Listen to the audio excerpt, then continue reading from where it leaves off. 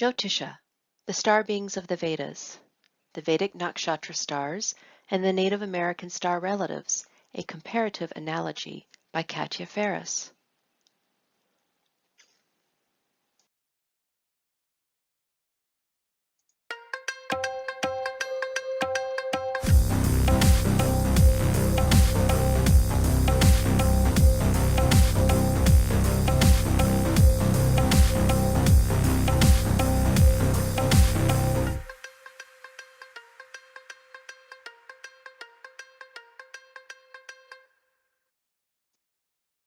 Chief Golden Light Eagle and the Symbols Book. Maka Wichahwe Wichohwen, or the Symbols Book as it is called, is a collection of star laws as given by Chief Golden Light Eagle of the Yankton Sioux Reservation in South Dakota. They are the universal symbols and laws of creation, a divine plan by which one can live. He was given these symbols in a vision by Orion ambassadors and went into ceremony for 6 months to ascertain their meanings. These symbols are not new. They were found on the craft that was downed at Roswell and Socorro, New Mexico in 1947. Native Americans have had stories of the star relatives in their religions for thousands of years, but until recently they have not been able to speak their language or practice their religion. In 1978, President Jimmy Carter passed the Freedom of Religions Act, which allowed Native peoples the freedom to follow their traditions legally. Since that time, Chief has been speaking about these sacred ways and building a bridge of peace between Natives and mainstream American society. Each symbol has 3 parts corresponding to the 3 parts of creation: the plant world, the animal and human world, and the angelic and ascended masters world. Each symbol represents a different frequency and color and will increase the vibratory rate of your frequency by meditating upon them. These laws were given to us so that humanity can come to co-create a society based on love and respect for all living things. Working with the symbols will activate your DNA and align you to your cosmic plan of destiny. Opening the portals to other dimensions is how we contact the star relatives, and this is your instruction guide to doing it in the highest vibration possible. One of the aspects of Vedic astrology that spoke to me right away was the stars that are attributed to each nakshatra. Coming from a Native American background on my mother's side that was hidden, Cherokee and Choctaw, I had to search out Native American spirituality and discovered Chief Golden Light Eagle in 2012. He is the director of the Star Knowledge Conferences that I have been involved with since 2015. As I came from a Western tropical astrology background, I was unfamiliar with the stars being associated with a sign. In 2015 and 16, I taught workshops on the sacred geometry of dance at his conferences and learned the depth of how the 2 systems are linked when I learned about the ways of the Maha Wichahwe Wichohwen in the Symbols book. In 2018, I finished my certification in Vedic astrology with the University of Vedic Astrology.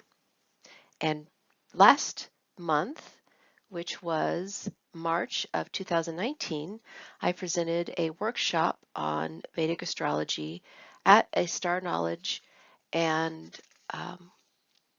Serpent Mound Summit in Southern Ohio. There are many similarities between Babylonian and Vedic astrology, and scholars are now saying that perhaps the Indian race was a tribe of Babylon that migrated to what is now India. Because of this research, I believe that the lineage of Vedic astrology goes back to Babylon, and this is linked to the Sumerian gods as indicated in the Dead Sea Scrolls, the Anunnaki. Who are the star relatives? To Native Americans, they are the beings who have seeded the human race on Earth, and they come from various star systems and galaxies. They are the ones who modern man calls aliens. They are the ones who are tied to our folklore of creation across the globe as well. They are the Anunnaki of Sumer, the Greek gods, the Tuatha De Danann of Ireland, the Egyptian ancient gods, the people of the white buffalo calf woman of the Sioux, and the deities in the Vedas. You can find myths in almost every culture that speak about a mother race that goes back to beings from off-planet that brought life to our planet. So who are they really? Some call them the Council of Nine as well. They all refer to the 9 planets in our solar system. For instance, Zeus is Jupiter and Poseidon is Neptune. As my great-grandfather was Native American, I've always been drawn to these stories about the star relatives, but I had to search it out as it was missing from our family.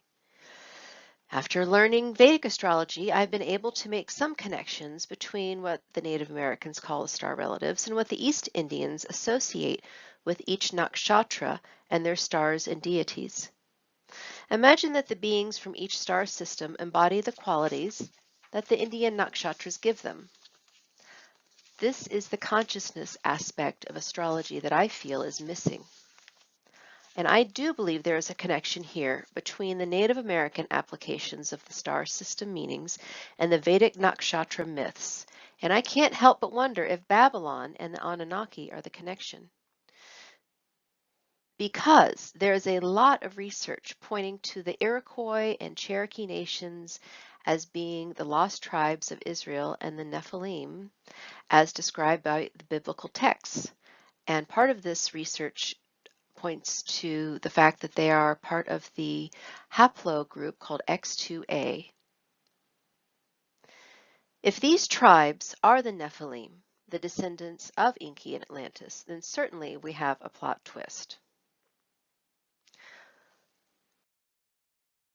Another phenomenon that I have noticed that is concurrent between the two systems is the time that each individual enters their dasha cycle. It is always the same time. For instance, mine is always at 1:35 p.m. The way that translates into Native American numerology is different than in Greek gematria, and it would be broken down into the numbers 13 and 5. 13 is from the Lyran star system, or 13th dimensional, and 5 is also Lyran. This makes sense as Lyra is associated with the lyre or oud, and this is the main instrument played by Apollo, the Greek god of music. I've been paying attention to my friends and clients' dasha cycle timestamp and the Native American symbolism, and I definitely see that there is a universal law being played out here. Here are the meanings for each number and the star system correspondence that I've learned from Chief. I'm sure there are as many combinations as there are star systems in our galaxy, but these are just the ones that have been brought to my attention. Pleiadian is 3 or any variation of 3, also 7th dimensional. Arcturian is 4 or any variation of 4, and it's 11th dimensional. Orion is 2 or any variation of 2, and it's also 6th dimensional. Vega and also Sirius is 5 or any variation of 5, and also it's 13th dimensional. And the galactic center is 1 or any variation of 1, and it's 11th dimensional.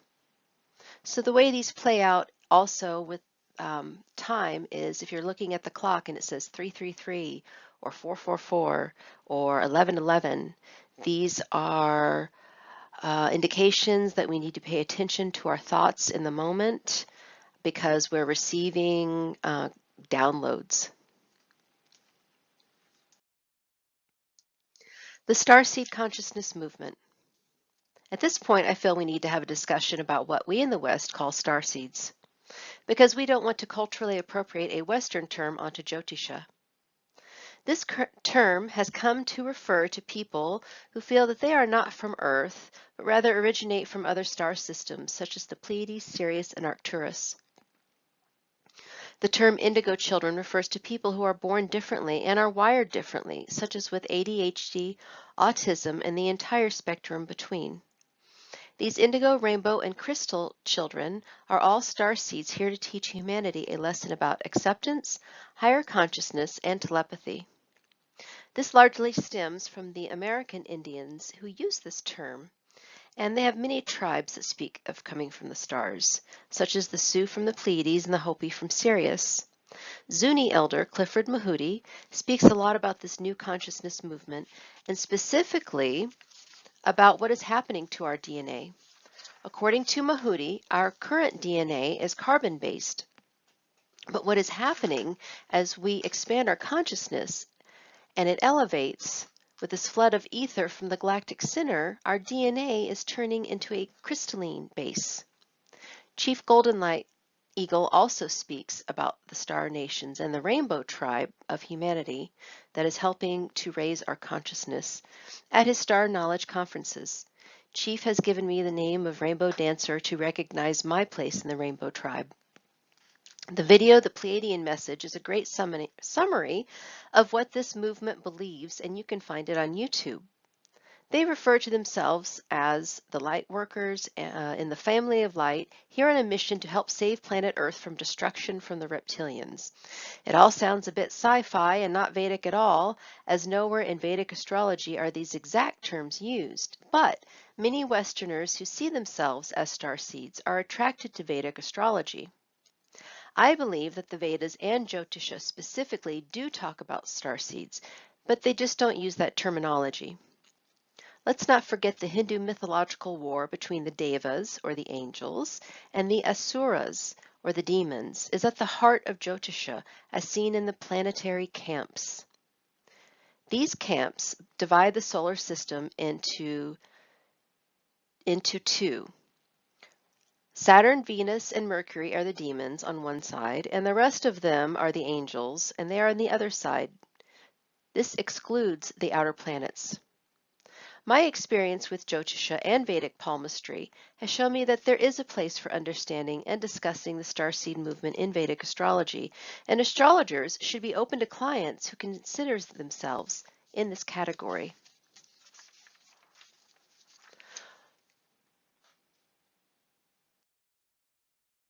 One of the links I see between lightworkers, starseeds, and Vedic astrology is through the Hindu understanding of the passage of time. The grand cycles of time are called yugas, and right now we are in the end of the Kali Yuga, which is the age of darkness. This is when we are furthest from the central sun, the galactic center, and human consciousness is low. This correlates with the call that is being heard by starseeds to come to Earth now to help uplift consciousness. To understand how the yugas work, it helps to understand how our solar system is moving through space in a helical motion, not heliocentric. This video by DJ Sadhu exemplifies this phenomenon perfectly. The helical model, our galaxy is a vortex. You can find the full video on YouTube. It's all about being aligned with the galactic plane, because then we can receive more energy in the form of ether from the galactic center. This high ether content is what defines higher consciousness. Right now, we are becoming aligned with the galactic plane, and in about 10,000 years, we will be exactly in line with the galactic plane. But right now, in 64 years, we will be at the end of this phase in the Kali Yuga. This is why the Earth is being flooded with souls who think that they are not from here and feel very out of place.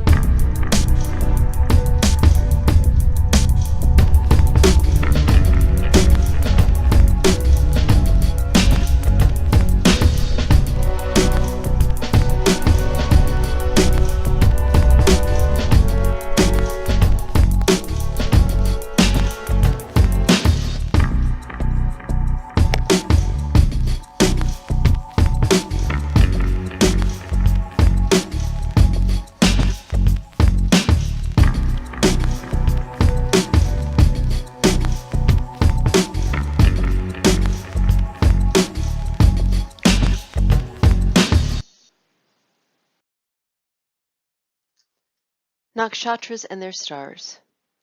In Vedic astrology, we divide each zodiac sign into 2.5 parts, and these are called the nakshatras. Each nakshatra corresponds to a different star, and hence this describes why one Cancerian is different from another, for instance. Here's a list of 4 nakshatras and the stars associated with them, and where I see overlap between the two systems. Where there is a folklore story in the Native American pantheon, I will bring it up, and I will also show you the symbols that go with each nakshatra.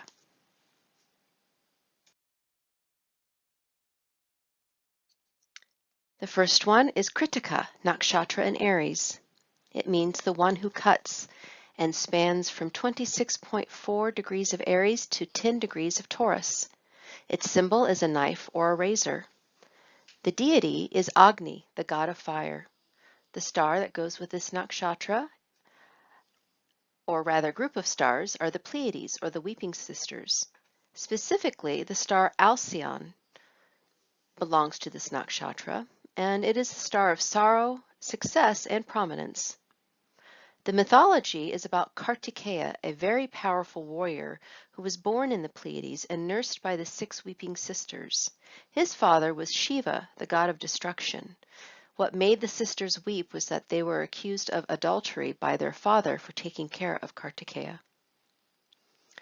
It is called the Star of Fire, and it is seen as sharp, piercing, and penetrating. People with this nakshatra prominent in their charts have a need to protect, and this reveals the warrior within. It rules wars, battles, and disputes. The sun is the lord of this nakshatra. And in Chief's book, it belongs to the universal law of movement and balance. When I think of Kritika, I think of Mars and cutting. Surgeons, engineers, butchers, and choreographers often have this somewhere prominent in their chart. The Pleiades star system is very close to the hearts of many Native American tribes, such as the Yankton Sioux of South Dakota. The white buffalo calf woman is the spiritual mother of their race, and it is said that she came here with her sisters from the Pleiades to teach humans how to survive on this planet. Since Kritika is associated with medical professionals, and it is said that the Pleiadians were the DNA architects of humans, as the Anunnaki are tied to them, so I would see this nakshatra in this light. They are the engineers of light that have created the human genome. Their energy is very earthy and has contributed greatly to humans' DNA. There are 7 planets in the Pleiades, and so many races live there. The one that most humans know of are the tall Nordics, or the tall blondes that seem Viking in appearance. But there are others, such as the Japanese, that are darker and well less known, and of course the many Native American tribes that see themselves coming from the Pleiades. Since there are 7 stars in the system, that means there are several planets that could foster life. This accounts for the wide variety of species that come from the Pleiades. Tall Nordics, small Asian beings, and non-humanoid creatures are in the Pleiadian mythologies across our globe. In the symbols book, the Pleiades belongs to the spiritual law of movement and balance called Tawamnipa Oyate, which initiates creative energy for manifesting. Both the nakshatra and the symbol correspond to the fiery energy of creation. The universal law of movement and balance in the symbols book. It is a yin symbol, and the first part belongs to the whale nation, the Hogan Iotan Tanta Oyate. They heal physical, emotional, mental, and spiritual imbalances. The second part belongs to the Pleiades, the 7 sisters, the Tawamnipa Oyate. This initiates the creative energy for manifesting. And the last part belongs to the Ascended Master Maitreya. She helps us steady our evolution by helping us with grace and strength. The second nakshatra I'd like to show you is Mrigashira, which is in the sign of Taurus and Gemini. It means a head of a deer, and it goes from 23.3 degrees of Taurus to 6.4 of Gemini. The symbol is a deer's head or an antelope. The deity is Soma, the moon god, or Chandra. The stars that belong to Mrigashira are Orion, a group of stars that represent the hunter in the sky and is actually a nebula or a star creator.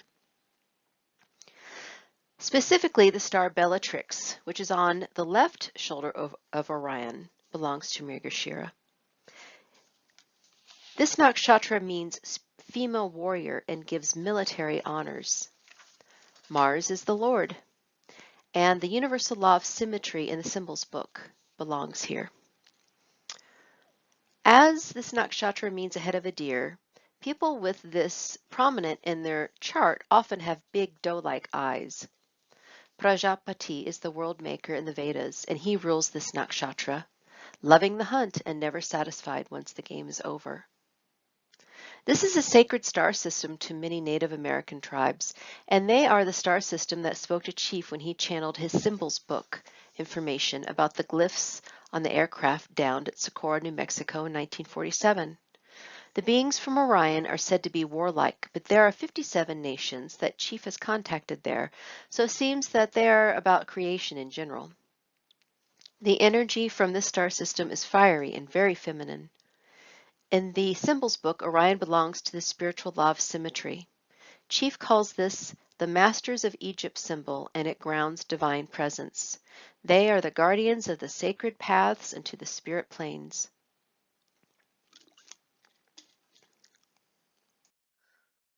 The second nakshatra that belongs to the universal law of symmetry and Orion is Ardra. Ardra is in the sign of Gemini. It means the moist one, and it goes from 6.4 to 20 degrees of Gemini. The symbol is a teardrop diamond or a human head. The deity is Rudra, the storm god or the howler. He is another form of Shiva as god of destruction. The star specifically that goes with Ardra is Betelgeuse, which is in the Orion constellation. It is a star of power, and it gives an active mind, ups and downs in career, and marital wealth and honors. Sirius is also associated with this nakshatra, but because it's not on the ecliptic, it's not included. Opposite Ardra is Purva Ashada nakshatra, which is ruled by Apis, the goddess of water. So one secret about the nakshatras, if you want to know its hidden shadow side, you look at the opposite nakshatra, and that will help reveal things. So as Apis is there, and water is associated with Sirius, also mermaids, as the Dogon tribe in Africa associates themselves with Sirius, and they say their creators were mer people. There's a watery quality to Sirius. And so this is associated with Ardra and hence gives us a clue to what it's really about. Rahu is the Lord, and also, as I said, the universal law of symmetry in the symbols book belongs here. As this means the moist one, this nakshatra brings storms and tears. Dramatic reactions cause much suffering. This is the nakshatra of the dark night of the soul. Being in the Rashi of Gemini makes it very inquisitive and hence very curious and promiscuous. Betelgeuse is a primary star in the Orion star system and therefore carries the energy signatures of Orion, the female warrior. The star Sirius is far from the ecliptic, so that's why it's not officially included in this nakshatra. Sirius is situated from our perspective on Earth to the left of Orion, the hunter, in the Canis Major constellation, or the dog. Sirius is also called the dog star, and in the northern hemisphere can be seen during the daytime in the summer, hence the name the dog days of summer.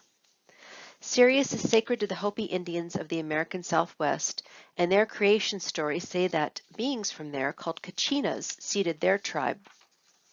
They do ceremonies to honor the Kachinas by dressing up in costumes that resemble them. In the symbols book, Orion belongs to the spiritual law of symmetry, so this nakshatra also helps us go into higher dimensions for change and growth.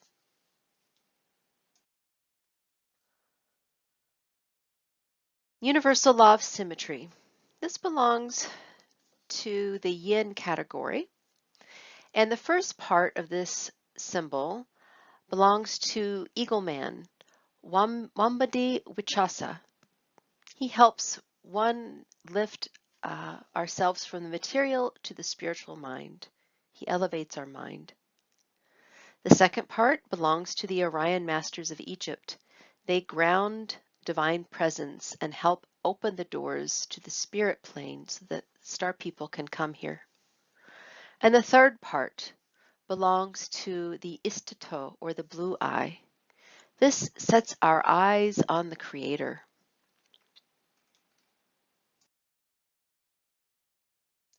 The next nakshatra I'd like to show you is Swati, which is in the sign of Libra. It means the sword or independence and goes from 6.4 to 20 degrees of Libra. The symbol is a young sprout swaying in the wind, or the paisley symbol, also coral in the ocean. The deity is Vayu, the wind god. The star that belongs to this nakshatra is Arcturus, which is in the left knee of the Boots constellation and gives riches, renown, and success in the fine arts. The mythology is about Vayu as the purifier that represents the pranayama, or the breath that sustained all life. The goddess Saraswati is also associated with this nakshatra. She is the goddess of learning, education, and the arts. And this belongs to the universal law of free will in the symbols book. Swati is known as the sword.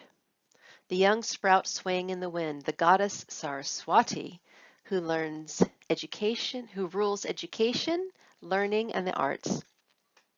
As it rules the wind, these natives can have sensitive digestive tracts from too much vata, which represents wind and motion in the dosha, Ayurvedic Indian system of medicinal healing. It also represents excellence in the arts by anyone with this nakshatra prominent in their chart.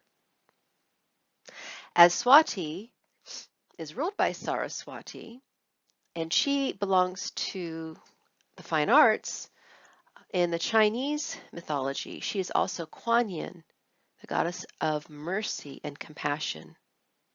In Chief Symbols book, the symbol for free will is ruled by Arcturus and Kuan Yin, which embodies Swati Nakshatra perfectly. Also, Swa means four, and the number 4 is associated with Arcturus in Native American mythology. Arcturus is said to be the star of the Neanderthal, one of the stars in the Boots constellation, the great archer who hunts the great bear. The bear constellation is sacred to the Neanderthal peoples because of their hunter and gatherer culture. Also, the Big Dipper, which is a part of the bear constellation, is sacred to the Iroquois and Cherokee nations. As they say, each of the 7 stars in the Big Dipper represent each of their tribes. Now, as the Big Dipper is a part of the Great Bear, and Arcturus is a part of the hunter that is hunting the Great Bear, we can see an affinity between Arcturus and the Cherokee and Iroquois people as well. As Arcturus is the oldest star known to man, it has already done the toroidal path of return, going through the galactic center vortex and coming out on the other side. It is said that the Arcturians helped to seed life on planet Earth, and they are the ones referred to as the Great White Brotherhood, which has to do with the white robes they use for their ceremonies, not the white European race of humans. The quality of light from the star determines what type of life is on the planets of that star system. So since Arcturus is a pink or lavender star from our perspective on Earth, many who have contact with these Arcturians say that they are light beings of a pink or lavender hue. In the Symbols book, Orion belongs to the spiritual law of free will, and this is the violet flame of transformation that Arcturians help us with in this ascension. Saint Germain is associated with the violet flame, so he would be considered an Arcturian. The universal law of free will in the symbols book. It is considered a yin symbol, and the first part belongs to the grandfathers, or the Tunkashila. They protect personal freedom. The second part belongs to Arcturus, and this invokes the freedom ray, or the violet ray. And the third part belongs to Kuan Yin, who helps us to access the Great Karmic Council. The last nakshatra I would like to show you today is Uttara Ashada, which is in the sign of Sagittarius and Capricorn. It means latter victory or latter unconquered. It is from 26.4 degrees of Sagittarius to 10 degrees of Capricorn. The symbol is an elephant tusk or a small cot or planks of a bed. The deity or deities are the Vishvadevas, which mean all the gods or universal gods. The star that belongs to this nakshatra is Vega in the Lyra constellation. It gives musical and artistic ability, plus political or governmental leadership abilities. The mythology is about the Vishvadevas as the sons of the god Dharma. Their power was to grant unchallengeable victory. They dealt with universal principles, the laws of time, karma, and right action. In Native American mythology, this is crow medicine, which is law. The 28th nakshatra, called Abhijit, is associated with the star Vega. Krishna was said to have been born in this nakshatra. But we use 27 nakshatras, not 28, because of the sacred geometry of that number. 4 times 27 is 108. We should chant each mantra 108 times. 108 times 4 is 432. 432 is the miracle tone of nature, and it is the frequency found throughout nature that is the foundation of creation. If we used 28 nakshatras, it would throw this pattern off. And this nakshatra corresponds to the law of the spiritual freedom of man in the symbols book. Vega is called the universal star, much like the former nakshatra Purva Ashada, but softer. Very committed, but can be stubborn and workaholics. Marriage can be difficult for these natives, but they're more successful in the latter part of their lives. It gives musical abilities, and particularly with string instruments. Vegans, or natives from Vega, in Native American folklore, are known to be ascended masters. They are tall and carry a light body and not in human form, and often are associated with the color blue. In the symbols book, Vega belongs to the spiritual law of the freedom of man, and it is associated with Krishna, who is from Vega. Krishna, who is a blue god, helps us with our dharmic path in this life, and this nakshatra helps us to be more responsible and organized as we walk the good red road in this lifetime. The law of the spiritual freedom of man in the symbols book. It is a yang symbol, and the first part belongs to walking bear, Mato Mani. He opens the gates that have been closed. The second part belongs to the cloud nation, the Mapia Oyate. It initiates the alchemy of self. And the third part belongs to Krishna. He helps us to invoke our dharmic path in this life. I hope this presentation has expanded your awareness and knowledge of the star beings and stars from a Vedic perspective. If you are interested in my work, any other work that I've done, you can visit my website at www.hindustanastrology.com, or if you're interested in booking a reading with me, you can go to my website and click on the Consultations tab at the top of the page, and you'll see several different types of readings that I offer. Thank you very much. Namaste.